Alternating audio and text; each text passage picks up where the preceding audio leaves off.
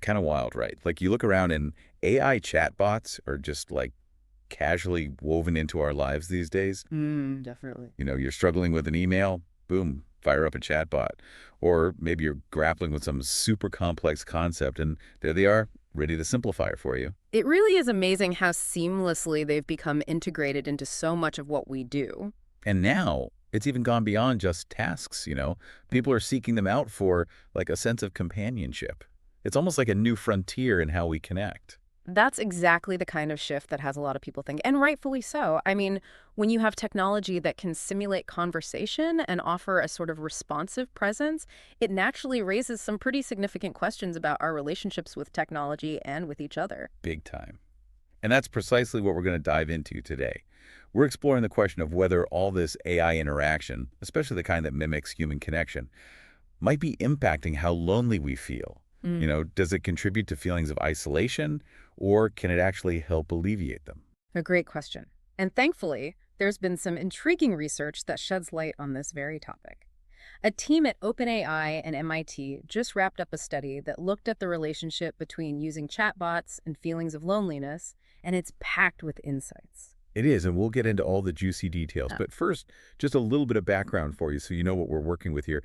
The researchers had almost 1,000 participants using both text and voice-based chatbots for an entire month. Yep. That's a lot of AI interaction to analyze, right? Oh, yeah. And the insights they glean from that data are super valuable. So we'll be unpacking all of that today, trying to make sense of it, and most importantly, figuring out what it means for you and your own relationship with this technology. Exactly. So to put it simply, the main goal of today's deep dive is to explore whether and how interacting with these increasingly sophisticated AI systems could be influencing our emotional well-being.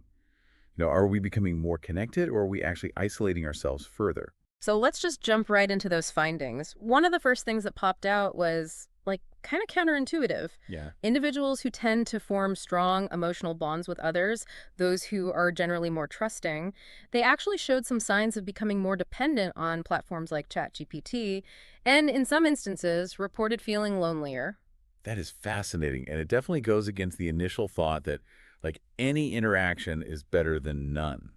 So for all of you listening out there, if you find yourself readily forming connections and extending trust to others, maybe take a moment to consider how much you rely on AI for those same needs. It's like food for thought. Totally. And the study suggests there might be a link there. It does. Now, before we all freak out and swear off chatbots forever, it's important to look at the scale of things. Oh, absolutely.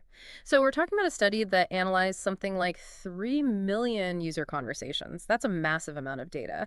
And what became clear is that only a relatively small portion of users were having those really deep, emotionally charged exchanges with the bot.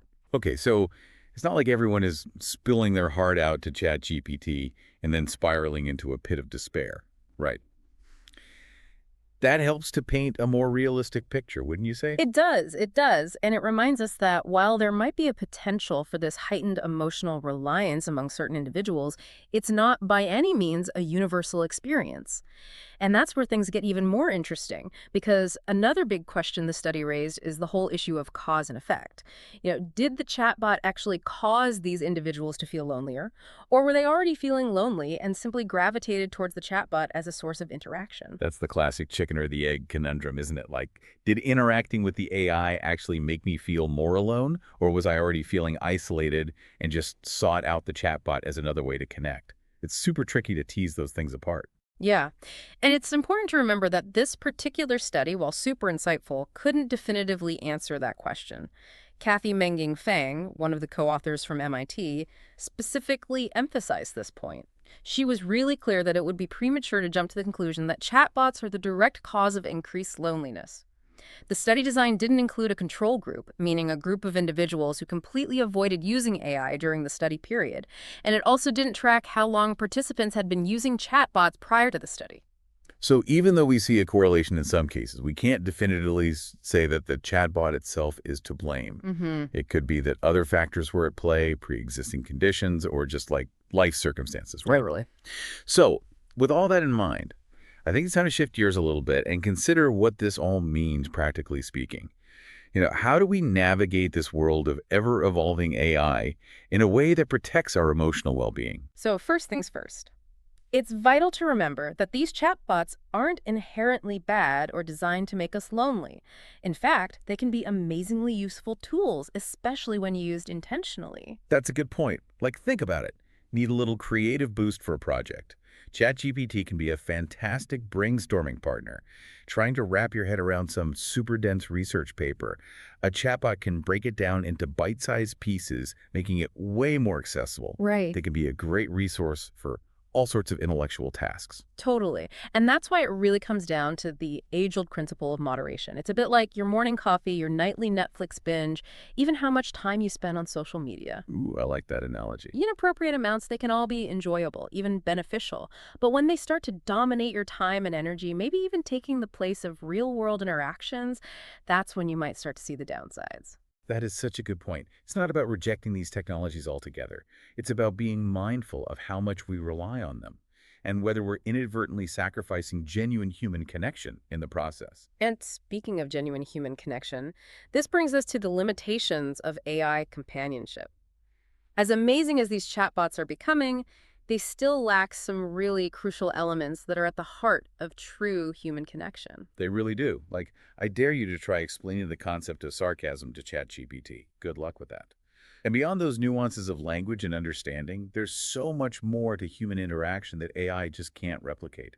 Think about it. Sharing a celebratory high five, lending a hand with a physical task, or offering a comforting hug when someone is down. All of those things are so vital, and that's something to really consider, you know? What are we missing out on when we opt for an AI interaction over a human one? And it's not to say that AI doesn't have its place, but there's this level of depth, complexity, and just richness in human connection that AI can't currently replicate.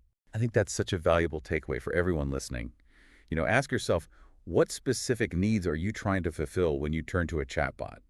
Is it purely for information? Or are you seeking a sense of emotional connection or validation? It's a good question to ask yourself.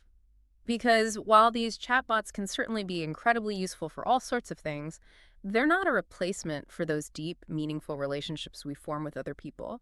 And honestly, I don't think they ever will be. So where does that leave us? What have we learned from all this? Well, the research on the long-term emotional effects of interacting with AI is definitely still in its early stages. This study offers some really valuable starting points, particularly around that potential for dependence among those who readily form attachments. But there's so much more to explore, and I think the most important takeaway for all of you navigating this rapidly evolving technological landscape is this. AI is ultimately a tool. That's a great way to put it. And the impact it has on your life, whether it brings you closer to others or leads to greater feelings of isolation, will largely depend on how intentionally and mindfully you choose to use it. Right. So it's about making conscious choices, right? Totally. Being aware of your own needs. Yeah. And with all of this swirling around, I'd love to leave you with one final thought. As we see these AI companions becoming more and more sophisticated, what aspects of genuine human connection do you believe are absolutely irreplaceable and why? What are those things that no matter how advanced technology becomes, we'll always need from other human beings? It's something to think about, maybe even journal about. I love that challenge. Yeah. To all our listeners, take some time to reflect on that question. And until next time, keep exploring, keep connecting, and stay curious. Absolutely. See ya.